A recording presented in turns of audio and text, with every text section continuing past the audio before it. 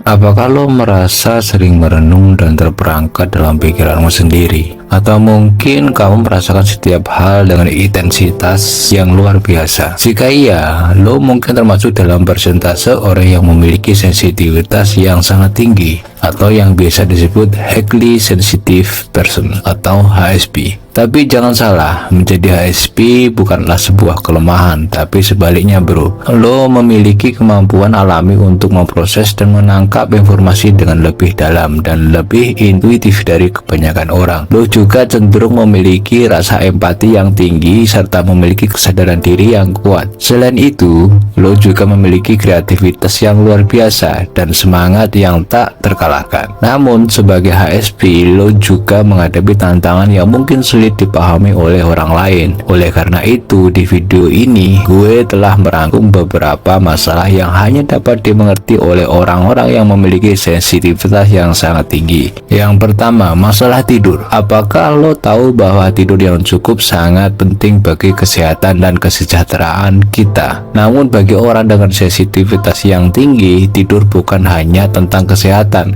itu tentang keseluruhan kemampuan mereka untuk berfungsi di dunia yang berisik dan sibuk. Seperti yang mungkin lo tahu, kurang tidur bisa membuat kita merasa dongkol, pusing, dan gelisah. Tapi bagi HSP, kurang tidur bisa menjadi sangat buruk, bahkan bisa membuat mereka tidak dapat berfungsi sama sekali. Ini karena tidur yang cukup dan berkualitas sangat penting bagi HSP untuk berfungsi optimal. Jadi jangan meremehkan arti tidur yang cukup jika lo termasuk dalam kelompok ini. Selain itu, HSP juga memiliki sensitivitas yang tinggi terhadap bunyi-bunyian yang bising. Pesta atau konser mungkin terdengar seperti kegiatan menyenangkan bagi kebanyakan orang, tetapi bagi HSP, keramaian dan keributan bisa menjadi sangat menyulitkan. Jadi jangan menganggap HSP sebagai orang yang menjemukan atau tidak menyenangkan. Sebenarnya mereka hanya melindungi diri mereka dari kelebihan stimulasi yang bisa sangat melelahkan bagi mereka. Jadi jika lo kenal seseorang yang termasuk dalam kelompok HSP, berikanlah mereka ruang dan waktu yang cukup untuk beristirahat dan meresapi lingkungan sekitar dengan lebih hati-hati. Itu akan membantu mereka untuk tetap berfungsi dengan baik dan merasa lebih nyaman di dunia yang kadang-kadang terasa terlalu keras dan bising.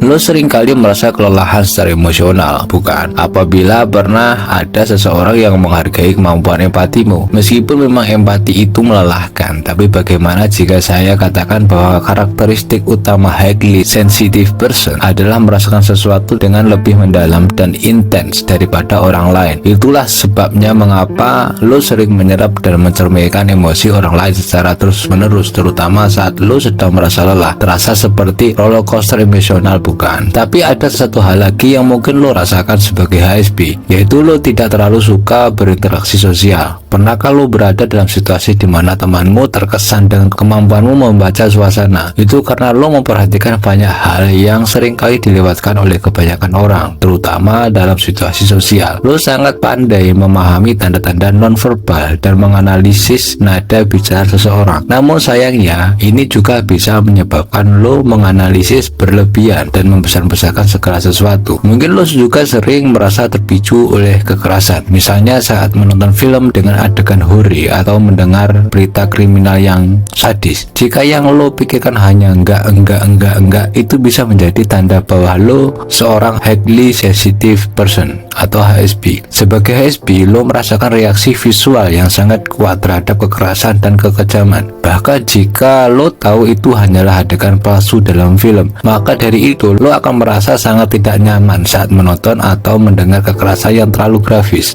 Selain itu, apakah lo sulit merelakan sesuatu? Misalnya, apakah lo masih merasakan rasa sakit akibat putus hubungan yang terjadi 3 bulan lalu, atau merasa kesal dan sakit hati karena pernah dikhianati 5 tahun yang lalu? Jika iya, jangan khawatir. Itu adalah hal yang normal bagi orang yang memiliki sensitivitas yang tinggi seperti seperti kamu. Namun, salah satu kesulitan paling besar bagi HSP adalah lo sangat sulit untuk merelakan sesuatu. Rasa sakit, emosional, akibat dihina atau putus hubungan dapat melekat lebih lama denganmu. Padahal di lubuk hatimu lo tahu bahwa itu bukanlah masalah yang begitu besar. Namun kamu tidak dapat berhenti merasa seperti itu. Apakah lo pernah merasa seperti ikan di luar air saat berada di lingkungan yang baru? Atau seperti seorang petualang yang merasa sedikit gugup ketika mencoba sesuatu yang belum pernah dilakukan sebelumnya? Bagaimana dengan satu rutinitas yang biasa-biasa saja tapi tiba-tiba berubah secara tiba-tiba? Apakah lo merasa tidak nyaman? Jika lo merasa seperti itu, mungkin lo termasuk tipe HSP atau Highly Sensitive Person. Bagi mereka yang termasuk dalam kategori ini, beradaptasi dengan lingkungan yang baru bisa menjadi sebuah tantangan besar, bro. Semua yang baru harus dipelajari dan dipahami terlebih dahulu agar mereka bisa merasa nyaman. Namun, tantangan terbesar bagi HSP adalah ketika mereka harus menghadapi kritik atau konflik.